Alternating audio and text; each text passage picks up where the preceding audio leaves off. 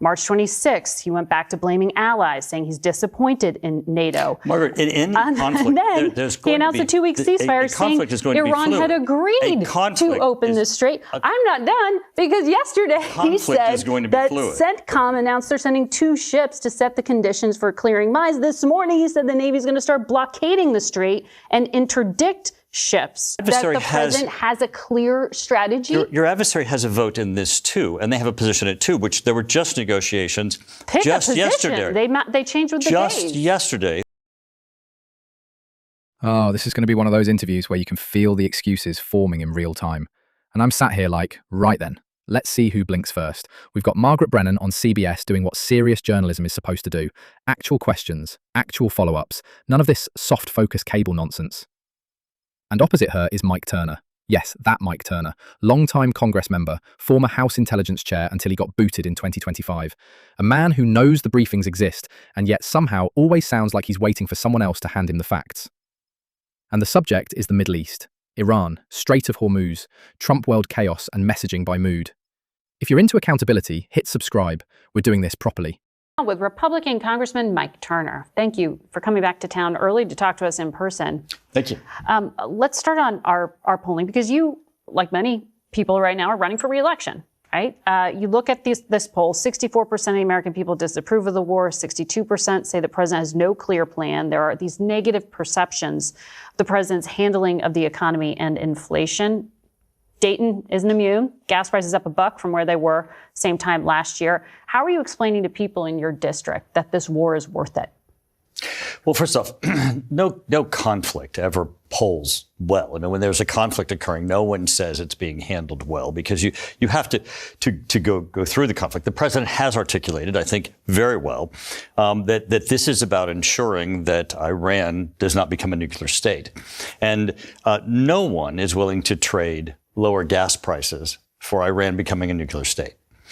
And when Vice President Vance stood at the podium and said that the negotiations had broken off because Iran was not willing to declare that they would not become a nuclear state, that should have sent a chill both through Europe and around the world. And I think, for everyone, because that truly is what this is about. That puts away what Senator Warner was trying to dismissively say, that this was not an imminent threat, and what everyone else has been saying in Europe and around the world. Well, the president says it's an ambition. But that this is an immediate.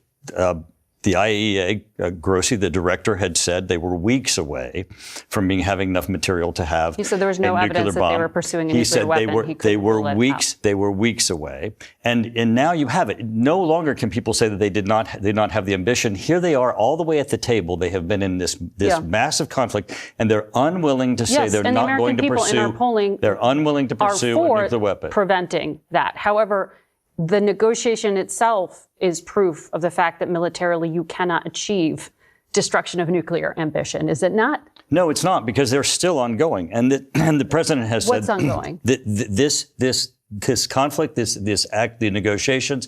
But the president said the war's won. This is not over. And as it's not over, Iran is going to have to come to the realization, the JCPOA, the original enrichment deal that Obama had negotiated, where he said, we're not going to allow them to have a nuclear weapon, but we're just going to watch. And they didn't have a nuclear weapon. And where we're going to watch. And they don't have a nuclear weapon. And we're going to watch them enrich until they get close enough, and then we'll take military action. Europe, everyone was a party to this deal. This is not just a United States. They still won't agree to not get a nuclear weapon. This is not just a United States issue. As we saw during this conflict, where Iran, in their missile technology, sent a missile all the way to Diego Garcia. This was a wake-up call for Europe. They now have missile technology that can reach Europe. Right. This is a terrorist regime, that we cannot allow to have a nuclear weapon. So you said the president has been very clear here in his goals and intent. Our polling shows the American people aren't persuaded in the same way you are. Let me run through some of the things he said on the Hormuz Strait. At the outset of the war, March 3rd, he said the Navy would begin escorting tankers. No matter what, the U.S. will ensure the free flow of energy to the world. March 9th, he said he was still thinking about taking it over. March 15th, he said it was someone else's problem. Our allies would take care of it. Maybe we shouldn't even be there. We don't need it. We have a lot of oil. 6 days later, he threatened online the U.S. would attack Iran's power plants if it didn't open the strait within 48 hours.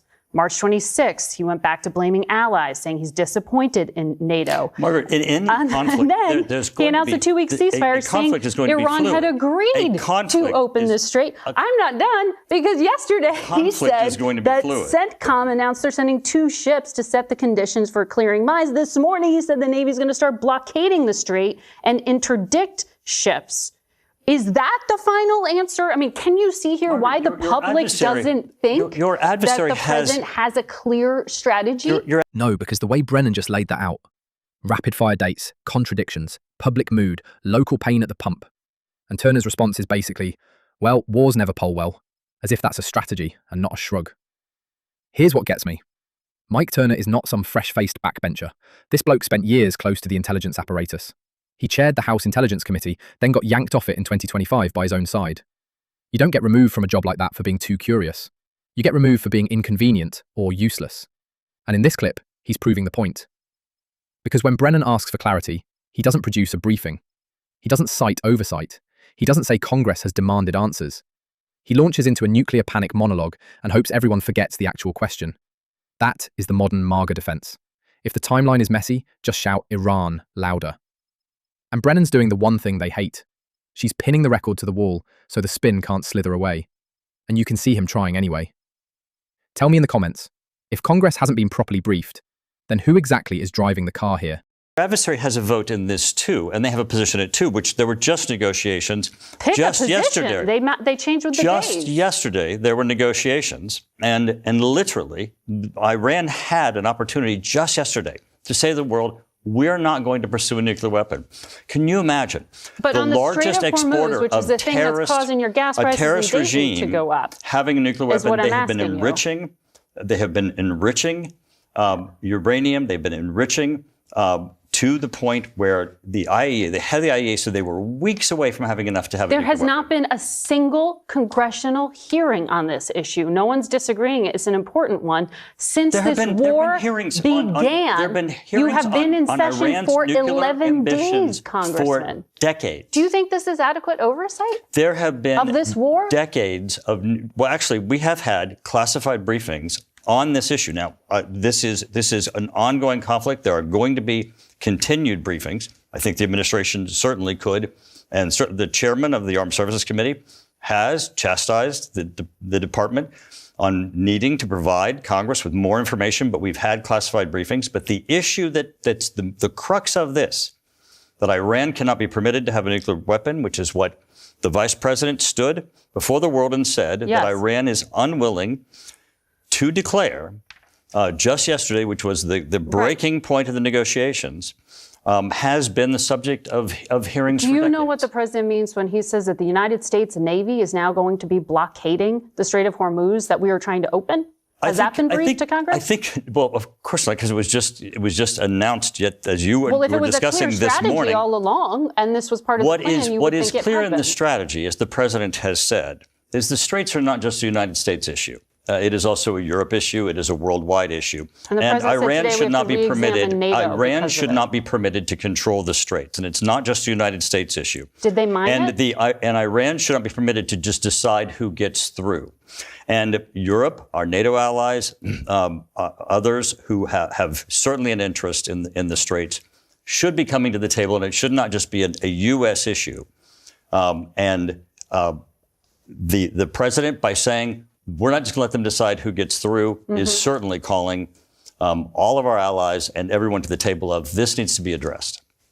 Did they mind the Strait of Hormuz? Because in that tweet today, the president also said they might not have. Well, I think, because he said no. I think you'll have to ask the president. But it's his that's tweet. The point that Congress has not been briefed on that. As a member on oversight and armed services, do you feel like this has actually been adequately explained to you? Because the American public does not. The president just tweeted this morning, so you'll have to ask the president. We would love to ask the president or the Secretary of State or the Secretary of Defense. But members of Congress from his party are the only ones sitting here today, and we do appreciate you answering questions on it. Right, pause it there. Because that little loop we just watched is the entire sickness in one neat package. Brennan asks a very basic, grown-up question. What does this policy mean in practice? Who authorized it? What is the plan? What are the risks? Are elected officials actually being brought in before the public gets dragged along for the ride? And Turner's answer is basically, ask the president, ask the president, ask the president. That is not oversight. That is not leadership. That is not even participation. That is a man admitting on live television that the government is being run by tweet and vibes.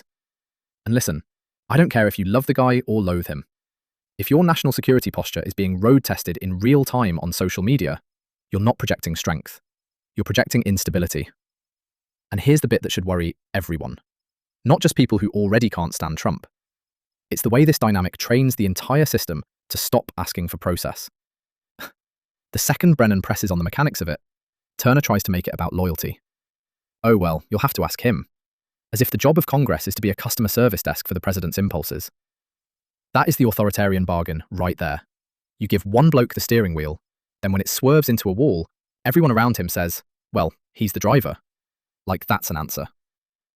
Now zoom out. What happens when you normalize foreign policy by announcement? Allies don't know what you're doing. Markets don't know what you're doing. Military planners don't know what you're doing. And adversaries absolutely do not fear you more. They watch you argue with your own institutions in public, and they see opportunity. This is why the strongman branding is such a con. A serious administration does the boring stuff. Briefings, contingencies, clear lines of authority, talking to partners before you start chest thumping at them. You don't have to love diplomacy to understand it exists, because chaos is expensive. And Mike Turner, of all people, should know that. This is the part where I can't help laughing through the exhaustion. The man was right in the middle of the intelligence world in Congress. He knows what classified briefings are supposed to do. They are supposed to inform elected oversight so the public doesn't wake up to a new crisis every morning like it's a bloody weather report. Instead, what we got was the classic dodge. Classified briefings exist, therefore oversight exists. That is nonsense. A briefing is not accountability. A briefing is a PowerPoint. Oversight is when you can look a journalist in the eye and explain the policy without hiding behind the phrase, you'll have to ask the president. And Brennan nails the central point without even raising her voice. The public doesn't understand what's happening. That matters. In a democracy, you don't get to treat the people like background characters. If you can't explain the rationale, you haven't earned consent. You've demanded obedience. What's galling is the double standard. When there's a leader they don't like, suddenly the same crowd becomes obsessed with process. Hearings, investigations, the sacred constitution. But when it's their guy firing off half-baked declarations that could spike prices or trigger escalation, it's all, ah well, ask him. That's not patriotism. That's fan behaviour. So going forward, here's what I'm watching. First, whether more of them start publicly admitting they're out of the loop, because that's what Turner just did. Second, whether journalists keep doing what Brennan did here, not letting them switch the topic, not letting them hide behind threat narratives, forcing them back to competence. And third, whether voters finally punish this style of governance, not for being impolite, for being reckless. Because if your own party's members can't explain what your policy is, then the policy is not a policy. It's a mood swing.